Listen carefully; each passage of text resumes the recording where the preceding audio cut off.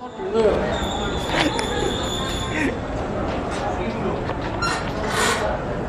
tuh?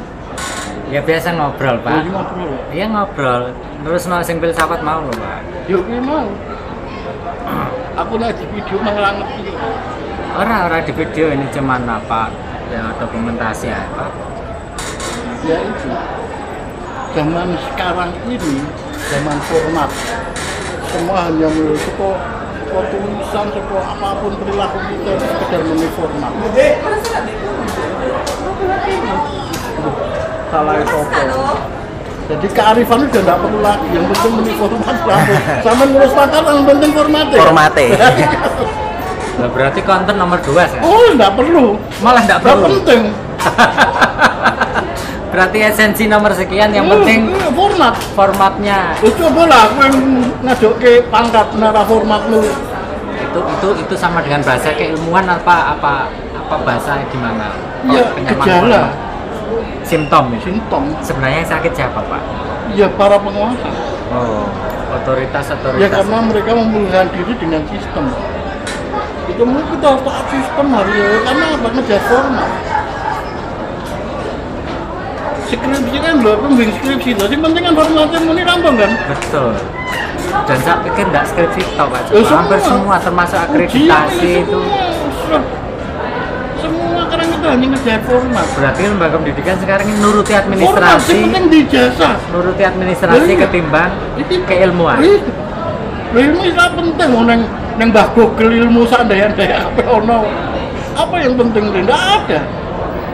Sekarang ngajar ilmu apa? Ini Mbah Google sing kabeh kuwi kok pikiranmu kuwi Mbah Google. Anda tidak bisa mentransfer. Saya tahu, Pak. Neng Google kayak jari ini ceceran pengetahuan, belum sains. Ya, tugas kita kan mengumpulkan seolah itu jadi sains kan? Akhirnya itu menjadi sains karena dosen mensistematikakan. Iya, kita karena memenuhi format mau. Lah iya itu, berarti akar sistematika itu kan berarti format toh, Pak? Iya. Aslinya nek pengetahuan kae dibeno berceceran ya ora apa-apa. Iya. Tapi kan format kan hanya formalitasnya itu. Ya, kita hanya bicara kuantitas bukan bicara kualitas. Sekarang ono mahasiswa ora nulis skripsi tanpa format tapi idenya bagus. Mau ditolak kok. Tolak, Pak. Pak, saya enggak menulis apa-apa, saya di depan penguji ini saya akan bercerita tentang sesuatu yang menurut saya berdasarkan ide secara rasional, ilmiah. Kok ditolak kan dia? Menurut siapa? Nanti kutipannya, nanti daftar pustakaan itu ya. Lah, positivistik kan memang gitu, Pak. Nah, harusnya gimana, positivisme itu ya melihat kualitas itu. Biasanya juga pondok-pondok mengatakan Anda sudah cukup ya sudah. Kita hanya penentu, hanya obrolan penentu, hanya sebagai milestone itu. Oh, cukup melewati aku, supaya kowe melewati aku. Milestone berikutnya. Balik Kiai Liyo meneh. Iya, cari pondok lain. Neng kene ra iso lulus kok. Kowe sak kene ngene udan belajar ora iso. Dan itu sudah tidak ada formatnya. Ya jadi kesimpulannya lembaga pendidikan ini kayak mesin, kayak pabrik. Dan Weberian kan memang begitu, Mas Weber itu memesinkan masyarakat. Ya mengerjakan masyarakat supaya pendidikan. Ya iya, termasuk supaya kita bisa jadi budak. Saya tahu, istilah Leo kan Pak, selain budak.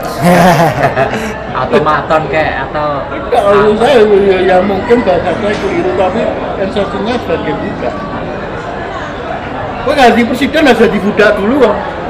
Oh iya, kudu ngabekti tokoh tertentu, Pak. Lo gambar bulan kae kan kudu lewat lo gender, Pak. Loh, tapi kan tidak seformal hari ini. Jadi PKT anu ya karena nang pondok ya sama ada di budak, tapi budaknya kan budak ke depan. Jadi ngawula dengan nyenger, ngawula dengan membudakkan diri ini. Kan kesadaran kita nyenger. Nah, mahasiswa kan enggak nyenger, kepeksa. Ya kan dia memenuhi format. Kudu mlebu 70%, kudu ujian, kudu. Nah itu kan memenuhi format. Mesinnya saya punya hak sekolah itu kepala siswa itu cukup ibu punya Sudah standarisasi loh Pak. Nah, ya. Kurikulum ini harus tuntas. Ya itu karena kita terjebak format itu.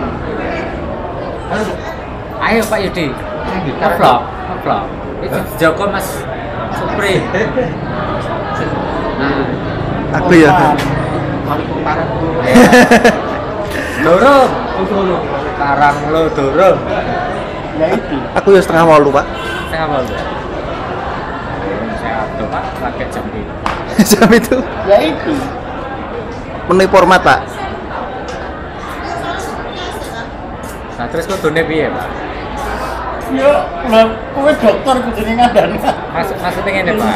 Kowe jurang. Bangsa iki kan ora siji loro, kan wong akeh to Pak. Orang sekian ratus juta ini lalu kudu dipinterne secara Dimunculkan kesadarannya. Nah, kesadaran Pak. Dimunculkan kesadaran. Nah, Aku dosen, saya harus sebagai apa itu harus muncul. Aku mahasiswa, dan saya tadi setelah Pak, kalau kan nembe maca tulisan-tulisan anu Pak, kebetulan tentang perbedaan kesadaran dengan panca indera Pak. Dalam teks Bhagavad Gita. Nah, kira-kira Pak, si jenenge kesadaran itu beda nggak Pak sama kesadaran yang ada di persepsi? masalahnya kita mencari perbedaan, Nah. bukan mencari korelasi. Nah, wes aku mbak golek beda ya muni beda. Oh, iya. Kan mestinya bagaimana hubungannya ya tadi semakin kuat, semakin sangat signifikan itu yang pentingnya itu, bukan perbedaan. Sinerginya Pak. Iya. Kita terbiasa untuk diajari melihat perbedaan. Komparasi. Otak kita tuh kita selalu diajari untuk melihat perbedaan. Akal oh beda Pak Joko psikologi, aku fisik kan gitu. Oh, iya. Kan nggak pernah mesti Pak Joko psikologi. Apa sih kelebihan psikologi yang harus saya ambil? Apa sih kelebihan panjenengan kuliah filsafat yang harus saya ambil? Kan pikiran saya harus begitu.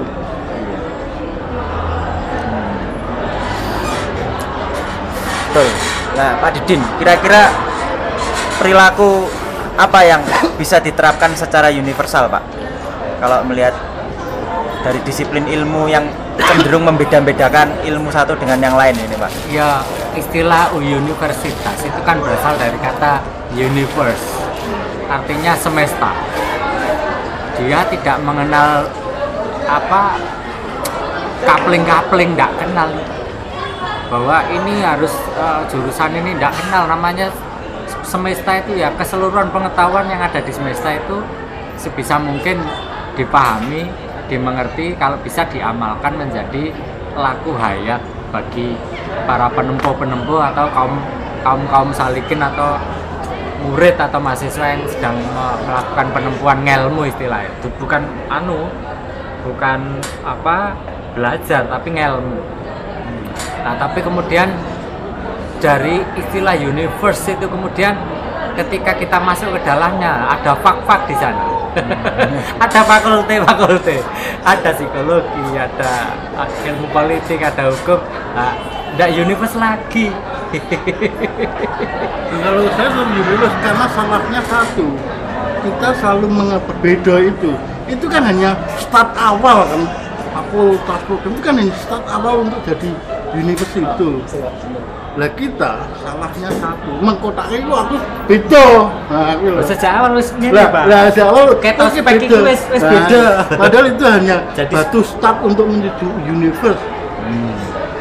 Jadi di spiritnya Pak, spirit awal itu memang baru mau registrasi daftar itu sudah meniat engsunkan diri, saya adalah masuk hukum dan hanya hukum yang akan saya pelajari. Spiritnya di situ. Tapi kalau kita bayangkan fakultas itu semacam pintu, jadi lewat pintu fakultas hukum untuk memahami yang universe itu. Ada yang lewat pintu ilmu sosial politik untuk memahami. Sebenarnya pintu-pintu itu hanya perspektif, kacamata, sudut pandang memahami yang universe tadi.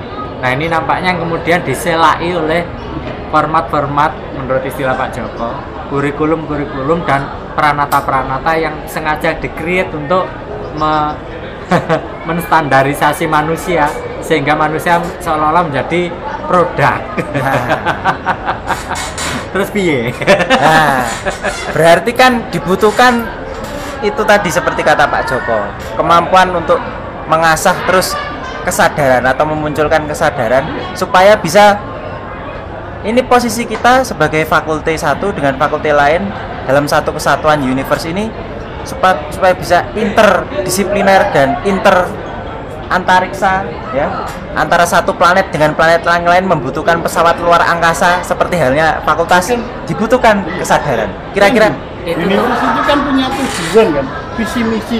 Lah apakah apa yang kita lakukan itu lalu ke sana kan tidak kan? Kita ego yang tetap gondeli lawang yang kita masuk ya. Nah, kita kan sekarang tetap gondeli lawang, aku mau hukum, aku mau psikolog, itu gondeli lawang kan. Mestinya dengan lawang itu kita memandang universe kita tuh mau kemana gitu loh. Apa ya orang sekarang memang nggak boleh berpikir loh. Nggak bisa berpikir, udah nggak bisa, walaupun dia dokter punya nggak boleh berpikir. Kuliah dia dasarnya kurikulum Pak, nggak boleh lain-lainnya ya loh. Jadi maksudnya Pak Joko gini Pak. Ya, tapi sebelum itu disitulah tugas MKWU sebenarnya. Mata kuliah wajib umum itu adalah modal dasar meskipun kecil ya, untuk memberikan kesadaran atau pemahaman bahwa kita masuki pintu-pintu itu boleh lah, ada varian pintu-pintu, tapi visi misi yang telah dipancang itu sebisa mungkin menjadi pedoman bahwa semua arah mahasiswa yang masuk melalui pintu apapun itu menuju ke sana. Nah, persoalannya adalah setiap pintu ini memiliki egoisme sektoral, egoisme disiplin ilmu, sehingga akhirnya bersikukuh pada disiplin masing-masing, sehingga istilah universe tadi itu tidak tercapai.